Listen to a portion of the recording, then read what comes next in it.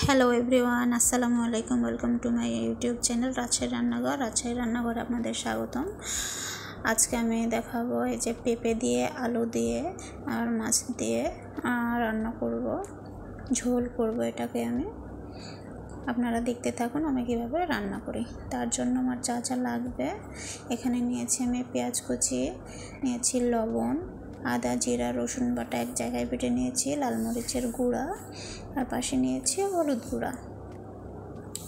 এখন আমি প্রথমে মাছগুলোকে ভেজে নেব। তার জন্য মাছগুলোকে আমি মাখিয়ে নেব, লবণ হলুদ এবং সামান্য লাল মরিচের গুঁড়া দিয়ে মাখিয়ে নেব। আপনারা অনেকেই লাল মরিচের গুঁড়া মাছে ব্যবহার করেন না ভাজার সময়, তাতে কোনো সমস্যা নেই।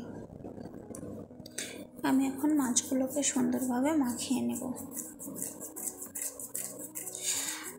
বন্ধুরা, আপনাদের কাছে আমার একটা অনুরোধ, যদি আপনারা আমার চ্যানেলটাকে সাবস্ক্রাইব করে না থাকেন তাহলে অবশ্যই আপনারা সাবস্ক্রাইব করবেন, আর যদি অলরেডি সাবস্ক্রাইব করে থাকেন তাহলে অসংখ্য অসংখ্য ধন্যবাদ। আমার ভিডিওটা পুরোটা দেখে যাবেন এবং অন্যকে দেখার একটু সুযোগ করে দিবেন।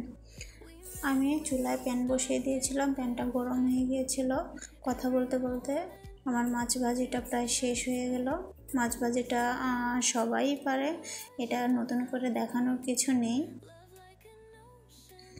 দেখুন, আমি মাছটা এপিঠ ওপিঠ সুন্দরভাবে দুই পাশটাই ভেজে নিচ্ছি।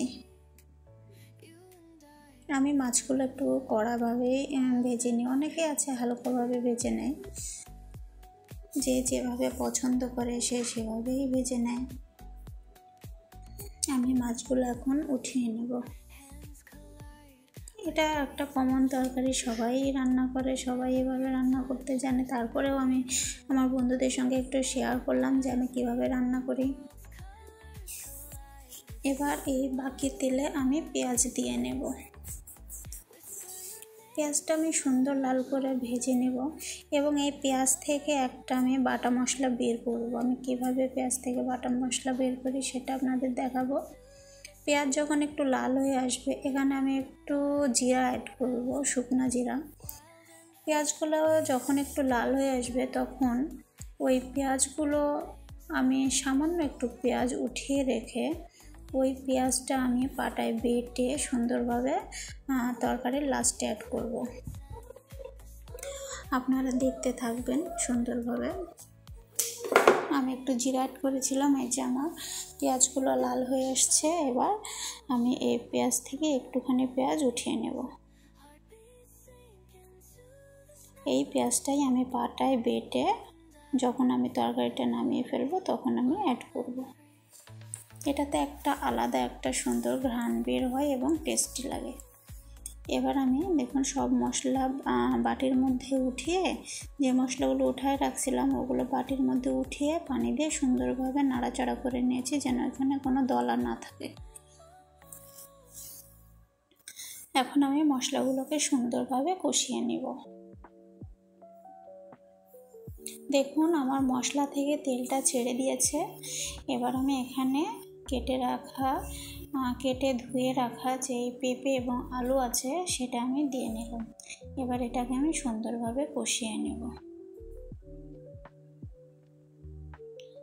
এটাকে একটু একটু করে ঢেকে দিয়ে কষিয়ে নেব সুন্দরভাবে।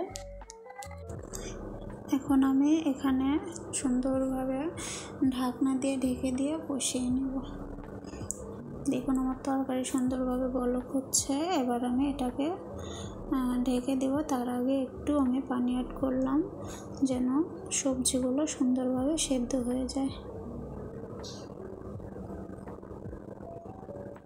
হালকা একটু পানি দিলাম যেন সুন্দরভাবে সেদ্ধ হয়।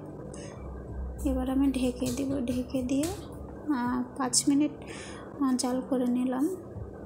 5 মিনিট জাল করে ফিরে আসলাম। দেখুন ঝোলটা প্রায় মরে গেছে, আমার সবজিগুলো এখন প্রায় সেদ্ধ হয়ে আসছে। আমি আরেকটু ঢেকে দিয়ে জাল করে নেব।